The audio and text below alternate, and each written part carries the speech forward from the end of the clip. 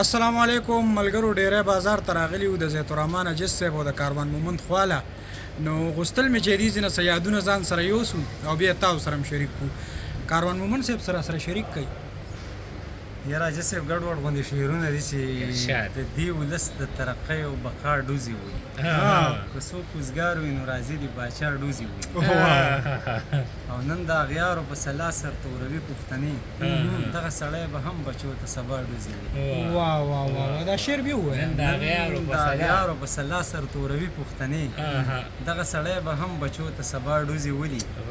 او غوږ ورته مږ دی چې د دې وخت ظالم نه یادوي غوږ ورته مږ دی چې د دې وخت ظالم نه یادوي مړ پرغون پسې خیرې کوي یا ډوزې وي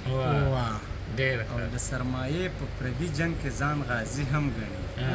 بابا لګیا دی د کشمیر د غزا ډوزې وي ډېر ښه دی اوس مې بیخي ورته د خیر خبره زړه نه غواړي پښتانه وخاندي کاروانه چې دا ډوزې وي ډېر ښه دی ډېر ښه کاروان صاحب کاروان صاحب زه سره یو څو شعرونه شریکوم او بیا به عاجز صاحب هم را سره چې ارمان مې هر ماښام په داسې مرحله ولاړ وي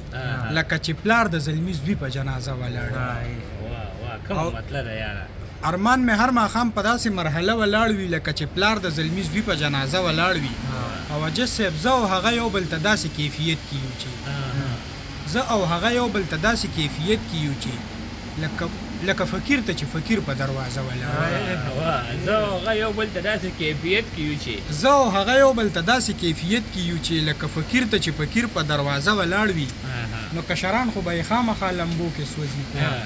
نو کشران خو به یې خامخا لمبو کې سوځي چې مشران یې په جاهله فیصله ولاړ ډېره مننه عاجز صاحب تاسو هم را سره شریک کړئ ډېره زیاته مننه د کاروان صاحب شعرونه ډېر خوند وکړو ډېر منفرد ردیف یې راوړی و خو زه به دغه شعرونه ووایم چې د بېوسۍ اوښکو مې لار په مخ تازه کړې ده خلکو زما د غم د دې نه اندازه کړې ده او تا مې په هره یو خبره باندې شور جوړ کړی ما درته هره یو خبره په مزه کړې ده موږ پښتانه د وخت په داسې امتحان کې ګیر یو چې چا وژلي یو هغه مو جنازه کړې ده او جانانه راشه د تیرو بڼو کمال دې وینه د زړه پر هر مې یوه بله ترازه کړې ده او د لاس بنګلې یې ماتول او په ژړا یې ویل عزیز رښتیا مړ دی که خلکو اوازه کړې ده ډېر ښه